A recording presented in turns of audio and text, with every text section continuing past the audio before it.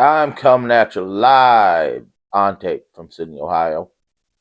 And since this week's movie is Ghostbusters, I decided to do things a little different since everyone has seen this movie. And I mean, everyone has seen the original Ghostbusters. I'm pretty sure there are aliens in outer space who are watching us who have seen the original Ghostbusters.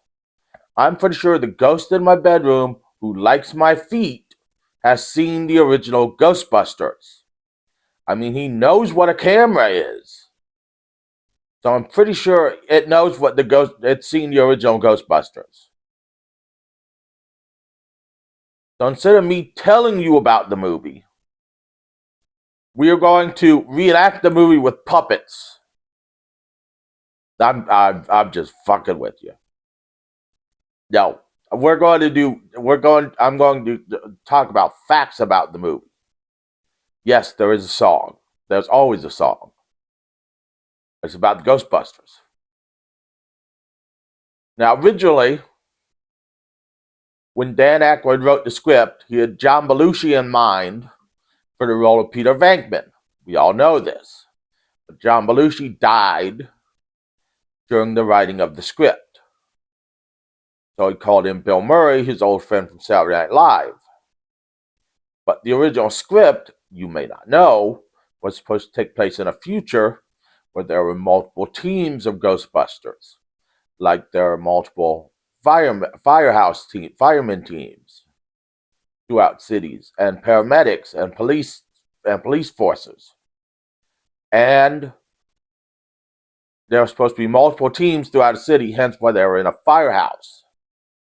According to Ivan Reitman, the original script for Ghostbusters would cost around $300 million in 1984, hence why he ordered rewrites with him and Harold Ramis and Dan Aykroyd. Harold Ramis, though, when writing the part of Egon, did not intend to play it himself. But upon seeing other people audition, he decided he was the best man for the job. Now, when shooting the original Ghostbusters, there was no scene that does not have an ad-lib line. In fact, most of Bill Murray's scenes, he ad-libs all his lines. And the scene with Sigourney Weaver and Bill Murray, where she calls him a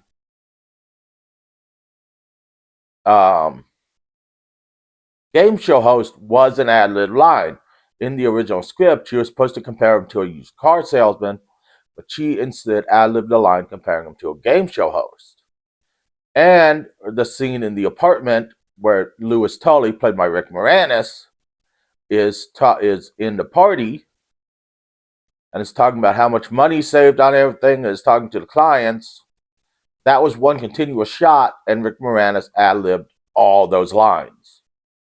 And the blonde woman who he dances with is the wife of Casey Kasem, who you should boo whenever you see her on anything, because she's the reason we don't know where Casey Kasem's body is. That has nothing to do with Ghostbusters, but we should boo her.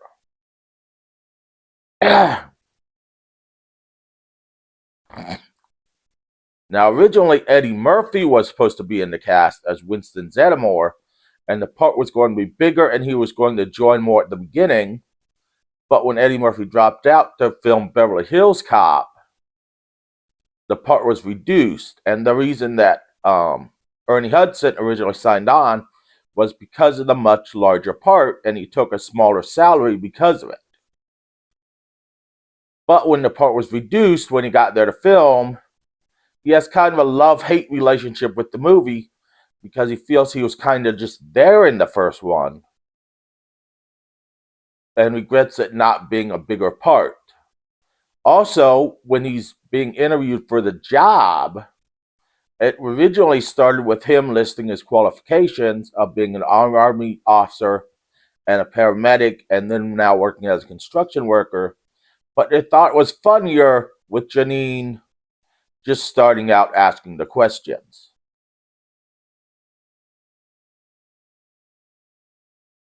Sigourney Weaver got the part because when she auditioned, Although she mainly done drama before, she had done a lot of comedy at Yale, where she went to acting school at. When she auditioned as a dog partly. So Ivan Reitman decided he had to have her in his movie. Now, Louis Tully was originally played by John Candy, but the problem was everyone rejected John Candy's ideas for the part, which included Louis Tully speaking with a German accent. I have no idea why he wanted Louis Tully to speak with a German accent. And having two schnauzers. As I said, they rejected those ideas because they also probably had no idea why Louis Tully should speak with a German accent. And they thought with the terror dogs in it that the people turned into, they didn't want to bring more dogs onto the film. So John Candy dropped out and Rick Moranis was brought in. Now, the entire cast, or the main cast, the four Ghostbusters, and William Atherton, who plays the EPA guy, are all 6 foot or taller, leaving Rick Moranis at 5'4", being the short man. William Atherton received so much hate for the movie because the movie was so popular that when he walks down after the movie came out, he would be walking down the street and people would try to start fights with him. He'd go into bars and people would try to start fights with him. In fact, at one point he was walking near a school with children in buses, and the children started yelling out, "Hey, Dickless."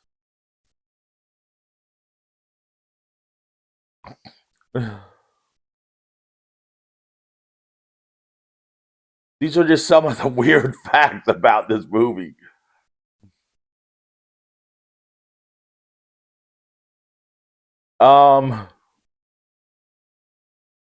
Let's see, we got that one, we got that one, we got that one. Trying to remember more.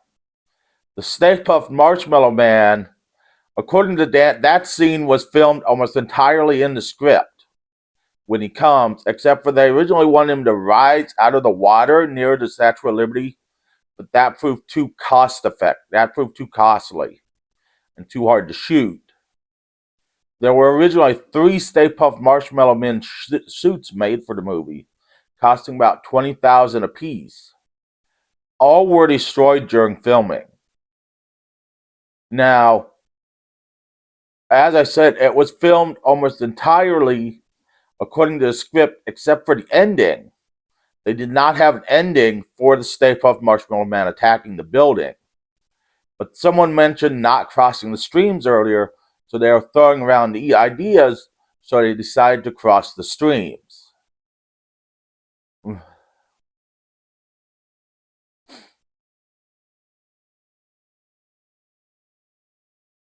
There were lots of actors considered for roles, but ultimately it went to the 4-actor scene.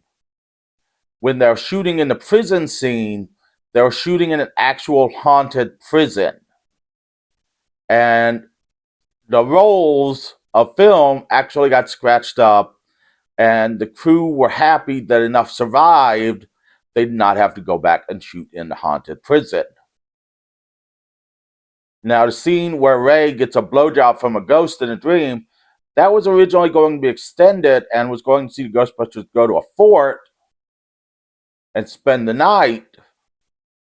And that was going to happen in real life, but that scene was cut and just featured Ray getting a Hummer in a dream. Dana and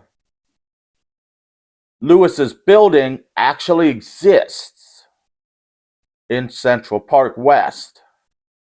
Now, it's only 20 stories, so I had to do some fancy work to make it 22 stories. And the top is different because the top of the building, when they were shooting, well, originally when they were shooting on top of the building, they didn't shoot on top of the building, of course. But their top of the building, when they were shooting, it took up 5 sound stages in LA. And it took up so much electricity, they had to cancel other productions on sound stages. It was something like 10,000 amps. But the top of the building was modeled after the Continental Building in St. Louis. And the dogs are actually modeled after actual dogs on a building in Philadelphia. Also, Dan Aykroyd's father and great-grandfather were actual ghost experts. They were actual paranormal investigator and ghost experts. And Dan Aykroyd's father wrote a book called The History of Ghosts. I don't remember Dan Aykroyd's father's name because I'm not good with names. You're lucky I remember the people's names I know. But he wrote a book called The History of Ghosts. Chevy Chase was considered for the role of Peter Venkman, but he turned it down, and he says the original script was much darker and scarier. According to this video, I want to run a certain length, so I'm going to keep naming things.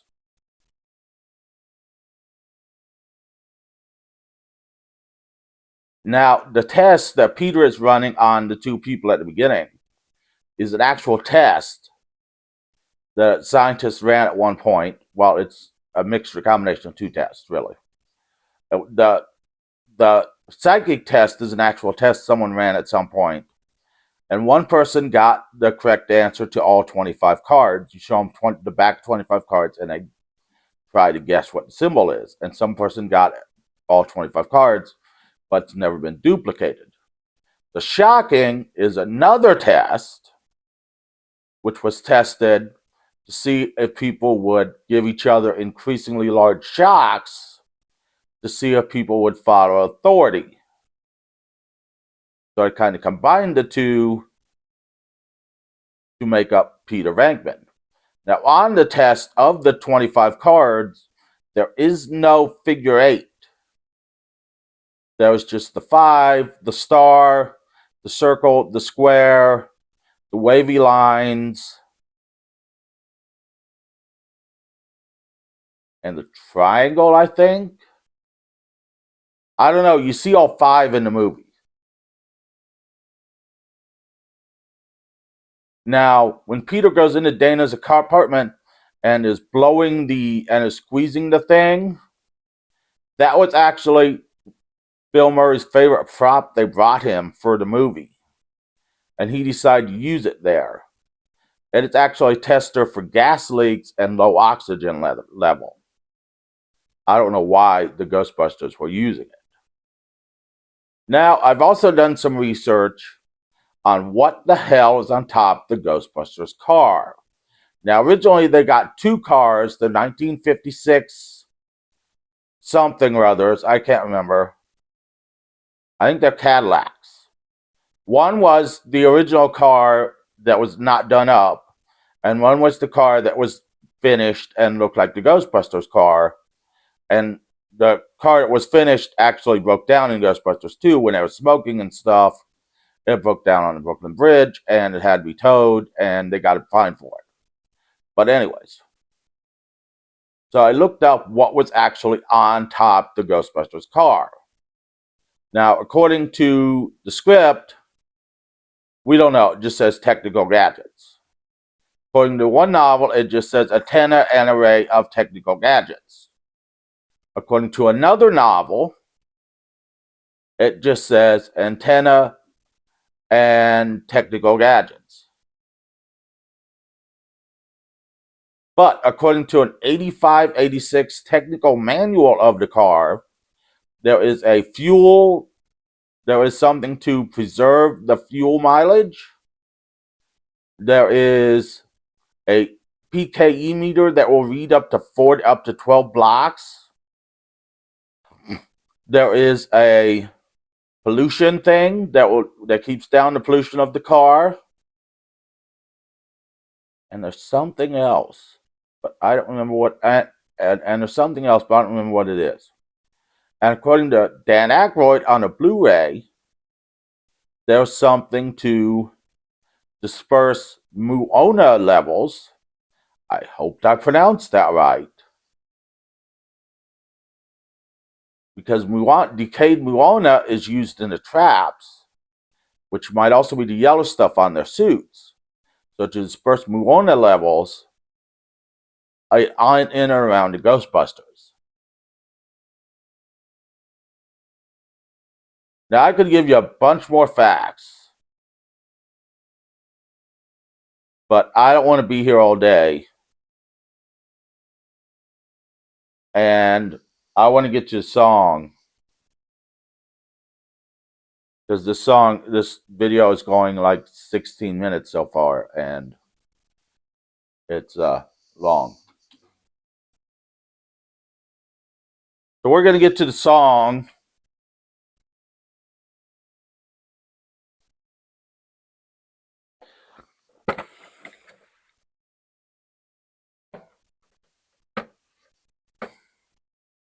Yeah, I looked up a bunch of facts.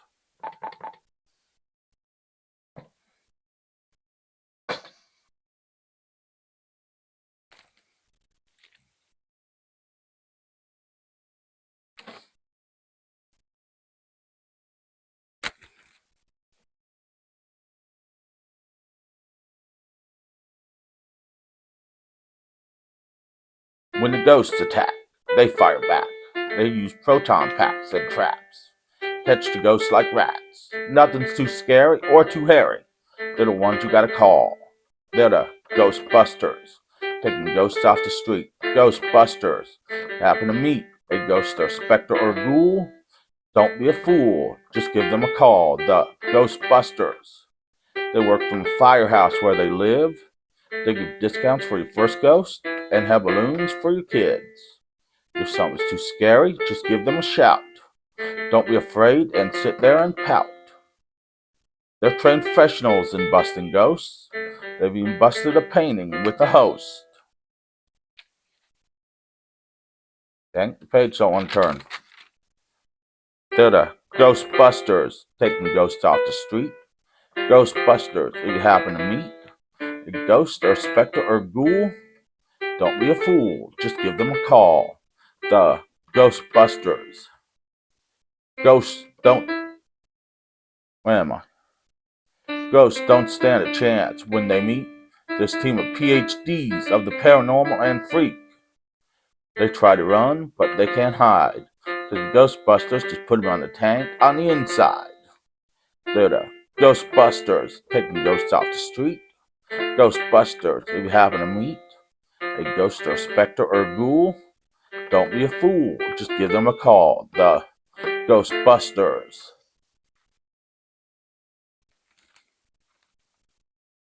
So, I hope you learned something about Ghostbusters today. And go back and watch the movie. Remember to boo Mrs. Kasem there. She does fall on the balcony, and we all hope her character falls off and dies. It's on Tubi right now. Go watch Ghostbusters. It's a hoot. I watched it twice this week. I originally was not going to do facts, and I thought everyone's seen this movie. Why the hell am I talking about it? So go watch Ghostbusters. It's on Tubi. It's one of the greatest movies ever made. And come back next week while I will do a movie.